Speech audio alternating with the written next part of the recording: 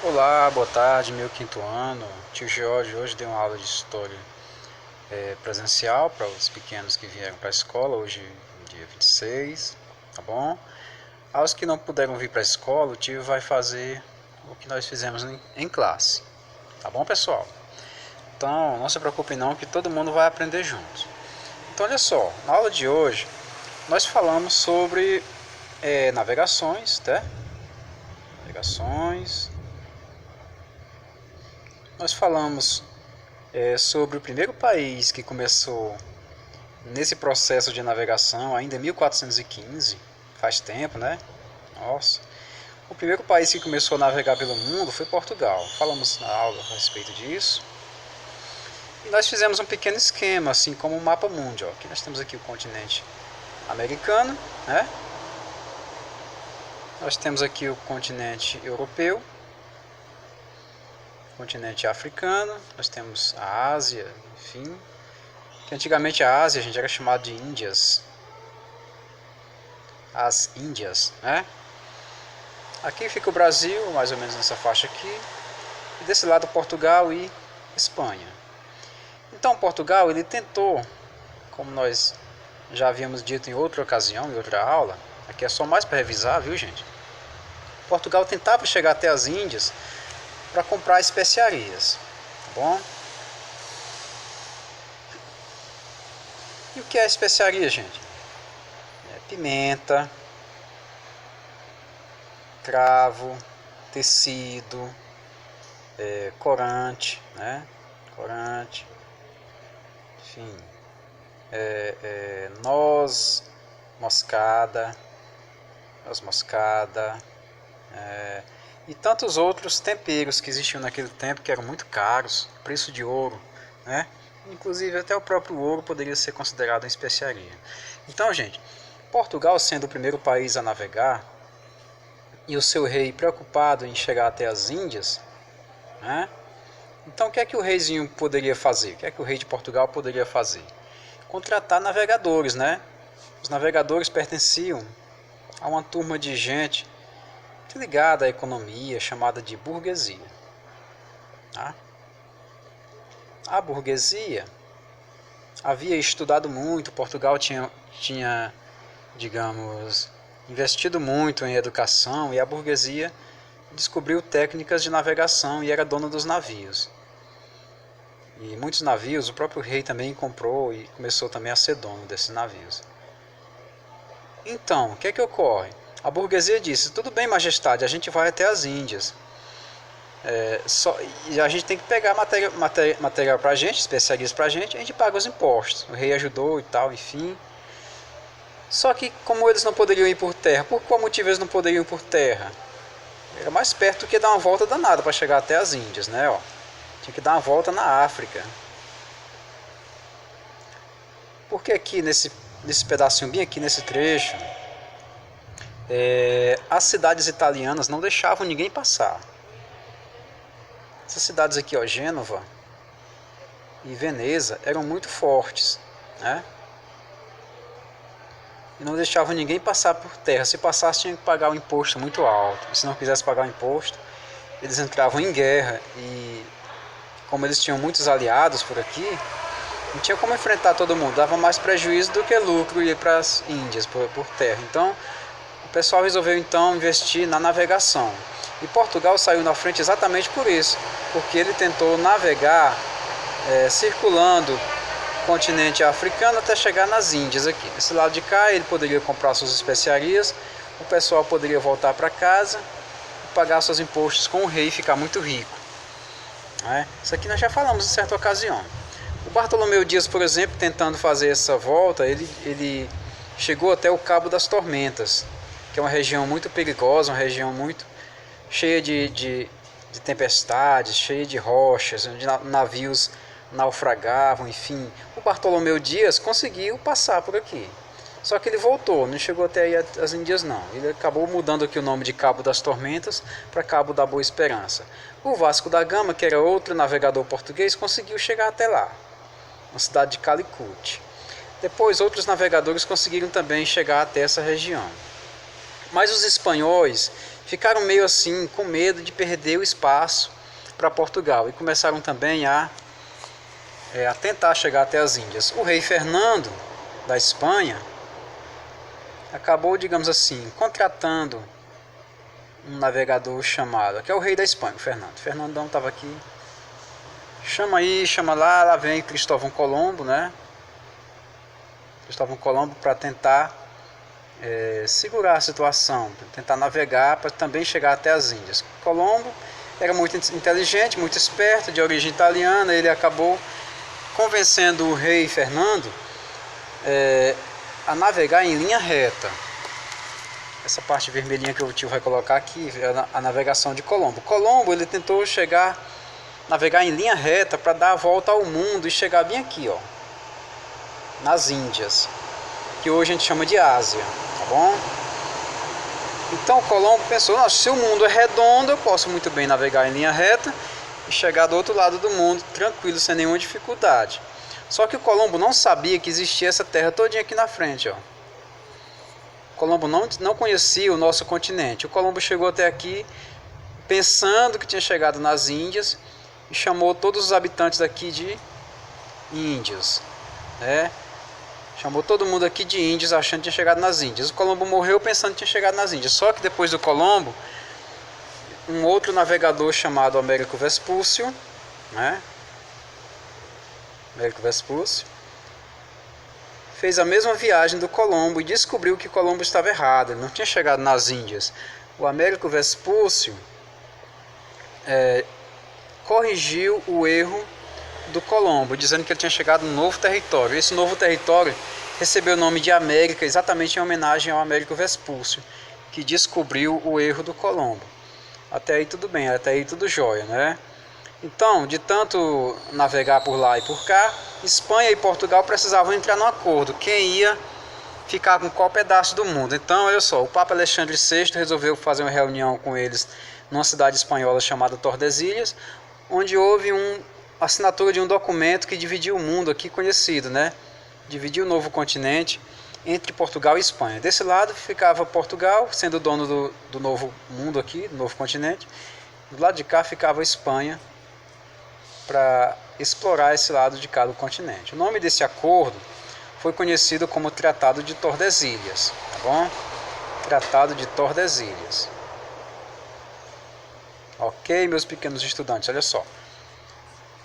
Após a assinatura desse Tratado de Tordesilhas, ficou mais fácil para cada um explorar o seu determinado território. Só que Inglaterra, França não gostaram disso. A Holanda também não gostou, porque achavam uma injustiça fazer isso com esses dois países e eles não ganharem nenhum pedaço de terra também. Então eles começaram também a querer, a gente vai ver isso futuramente, a querer navegar pelo mundo e acabar tomando o território dos outros, tá bom? Então olha só, na atividade do livro que a gente estudou hoje em classe, nós comentamos algumas questões. Aqui na página 16, por exemplo,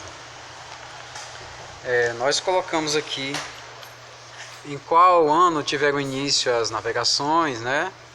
Nós já respondemos aqui na atividade, 1415, e quais as regiões onde os europeus haviam chegado. Essas primeiras atividades aqui, elas são facinhas, é só mais de marcar, né? Então ela não tem nenhuma dificuldade não. Quando aparece uma questão de dar o seu ponto de vista, a sua opinião, aí você já é esperto, já é espertinha, já sabe fazer isso tranquilamente. Aqui você vai preencher o espaço com comerciantes, Itália, Portugal e Marítima. Você vai preencher as lacunas. Qual foi o primeiro país a iniciar a expansão marítima? Você vai colocar aqui o nome do país. Mas tinha um país que não estava deixando, né? Gênova e Veneza pertenciam ao qual país? A Itália, né? Ficava aqui na Itália. Então aqui, na quarta questão, pesquise e relacione corretamente. Vocês vão colocar a qual continente pertence a seda, de onde eles iam buscar a seda.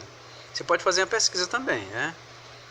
O cravo, a porcelana na China, né? Se for na China você coloca 2, tá bom? Que a China aqui é 2. O gengibre, a pimenta, o perfume, a noz moscada, isso aqui todos são exemplos de especiarias, tá bom? Você vai só fazer a associação direitinho. Quinta questão, qual foi o primeiro país a iniciar a expansão marítima? Tá fácil, né? Por que foi que aconteceu isso? Aí você pode responder de diversas maneiras possíveis. Por exemplo, Portugal iniciou a expansão marítima porque tinha investido em conhecimento, tinha investido em escolas de navegação. Tá certo. Portugal iniciou a expansão marítima porque foi o primeiro país a se organizar economicamente. Também tá certo. Então tem várias maneiras de você responder essa questão aí de número 6, tá bom? Partindo aí para a página 17, nós temos aqui, vamos ver a sétima questão. Em sua opinião, como o fato de Portugal possuir pilotos, mapas, astrônomos e ter desenvolvido instrumentos de navegação o beneficiou nas descobertas de um novo caminho para as Índias? Como foi que porque Portugal investiu em conhecimento e isso fez com que ele saísse na frente dos outros países. Pode colocar dessa maneira aí. O tio não vai escrever não, que o tio está falando. Pega aí a fala do tio, tenta organizar a resposta de vocês. O que era o Cabo das Tormentas? O Cabo das Tormentas era bem que assim, ó, onde os navios afundavam, navios não conseguiam atravessar. Era muito ruim de fazer essa volta aqui no continente africano. Por isso que era chamado de Cabo das Tormentas, tá bom? Quem conseguiu contornar o Cabo das Tormentas? Qual foi o novo nome dado ao lugar? O Cabo das Tormentas foi contornado por Bartolomeu Dias e passou a ser chamado de Cabo da Boa Esperança, tá bom? Vários navegadores tentaram chegar às Índias. Alguns acreditavam que chegaram lá. Qual navegador percebeu que Cristóvão Colombo não chegou às Índias? Tenta lembrar da aulinha de agora a pouco, tá bom? Porque as terras descobertas foram chamadas de América? É facinho também, gente. Tenta lembrar do episódio de Colombo, pensando que tinha chegado nas Índias, e de quem corrigiu o erro do Colombo, tá bom? Aí você vai saber por que é chamado de América. Aqui no planisfério, quer dizer no mapa, né? Escreva o nome do lugar onde Américo Vespúcio chegou. Aí você vai só escrever o nome do lugar onde Américo Vespúcio chegou. Ok? Em cima do mapazinho aí onde Américo Vespúcio chegou. Beleza? Vamos lá. Numerar a segunda de acordo com a primeira. A viagem de Bartolomeu Dias, a viagem de Vasco da Gama e a viagem de Américo Vespúcio. Quem foi que conseguiu realizar a primeira viagem completa às Índias? Aí você vai marcar, vai associar direitinho. Tá bom? Quem percorreu o mesmo caminho feito por Cristóvão Colombo e corrigiu o erro dele? Você já deve estar sabendo também quem foi, né?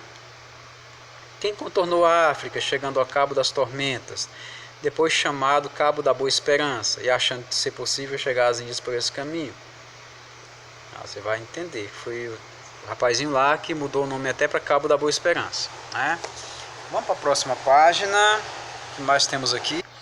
E ainda na aula de hoje, nossos pequenos estudaram a página 18, onde o tio tentou falar aqui para eles, que estavam em classe, sobre a vinda dos portugueses ao Brasil.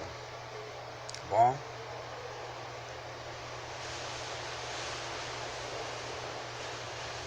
Por quê? Por que é que eles resolveram vir para o Brasil, né?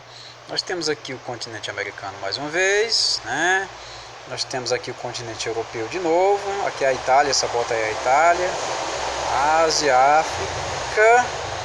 E de repente Portugal contrata um jovem chamado Pedro Álvares Cabral.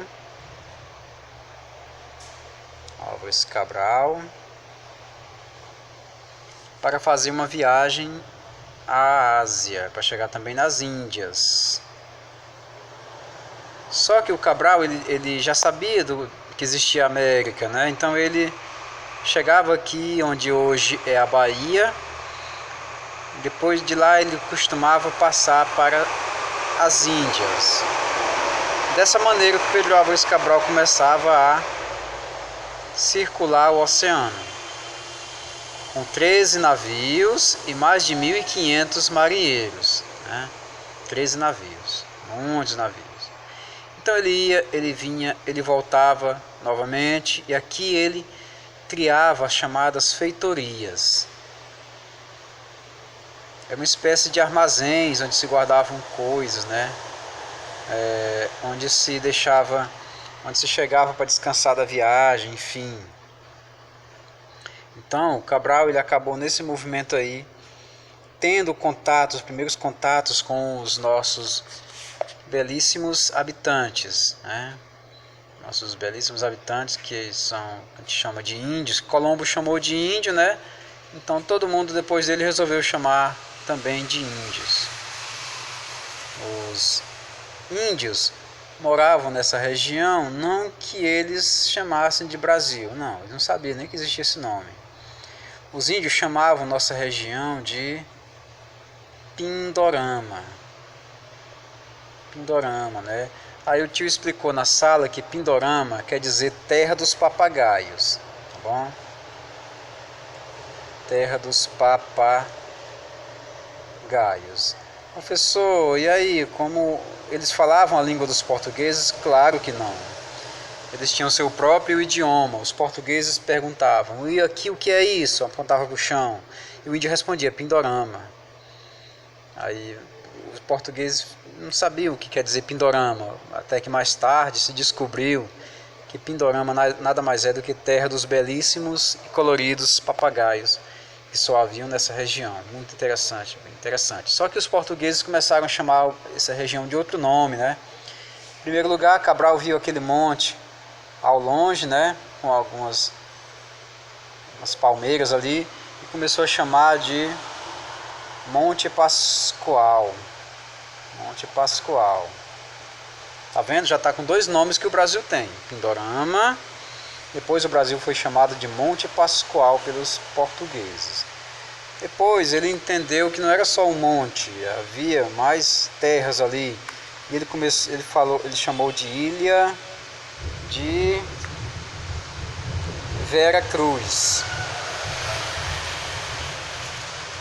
Ilha de Vera Cruz. É todo nome religioso, ó. Nome Monte Pascoal porque era tempo de Páscoa, mês de abril. Ilha de Vera Cruz, né? Aí depois viu que era bem maior do que uma ilha, aí passou a chamar de Terra de Santa Cruz. Terra de Santa Cruz. E a terra tinha tanta madeira bonita que acabou chamando de Brasil. Em homenagem à madeira cor de brasa que tinha aqui na nossa região, que os portugueses adoravam coletar. Bom, aí no nosso livro didático, aí na página 18, fala das datas importantes. 21 de abril surgiram os primeiros sinais de terra, aves e folhas na água. 22 de abril foi avistado um monte, que foi denominado de Monte Pascoal, que o tio acabou de falar, porque era tempo de Páscoa. Aí vem outra data, 24 de abril, a esquadra chegou perto da terra para ancorar as embarcações.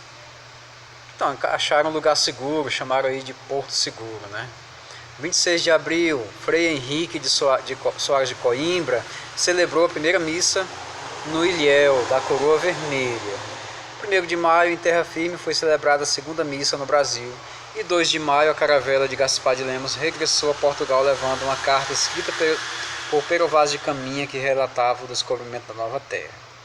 Então, essa aqui foi a nossa aula de hoje. Na próxima aula, o tio vai fazer essas questões, tá bom? Aqui em classe. E também fazer as questões digitadas que foi nessa semana.